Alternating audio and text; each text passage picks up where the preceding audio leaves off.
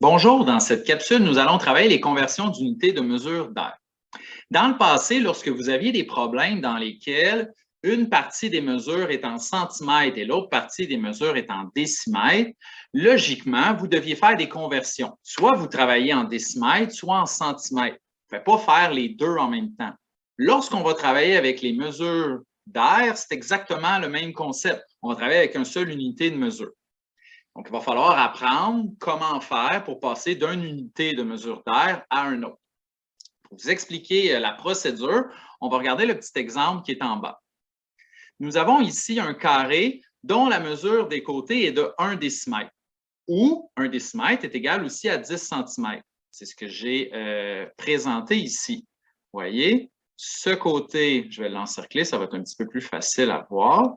Ce côté est de 1 décimètre, ce côté est de 10 cm. C'est un carré. Les deux côtés ont nécessairement la même mesure. On sait qu'un décimètre et 10 cm, c'est la même chose.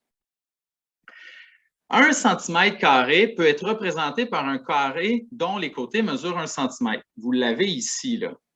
Ça ici, là, c'est 1 cm². 1 cm² représente un carré de 1 cm par 1 cm. Si vous regardez cette image, vous allez avoir 100 carrés de 1 cm² qui sont présents parce qu'on a 10 cm de long par 10 cm de haut, parce que 10 cm par 10 cm, c'est un carré. Donc, nécessairement, il y en a 100. Mais si on le voit d'une autre façon, ce carré a une aire de 1 décimètre² parce qu'on a 1 décimètre par 1 décimètre. Donc, le raisonnement qu'on peut en tirer, c'est que s'il y a dans 1 décimètre² 100 petits carrés d'1 cm², on vient de créer une équivalence, une égalité de 100 cm² qui équivaut à 1 décimètre² qu'on a juste ici. On peut aussi appliquer ce raisonnement pour les autres unités de mesure. Chaque fois que vous allez avoir deux unités de mesure consécutives, par exemple, les décimètres-carrés et les mètres-carrés, 100 décimètres-carrés va être équivalent à 1 mètre-carré. Les millimètres-carrés et les centimètres-carrés, 100 millimètres-carrés est équivalent à 1 centimètre-carré.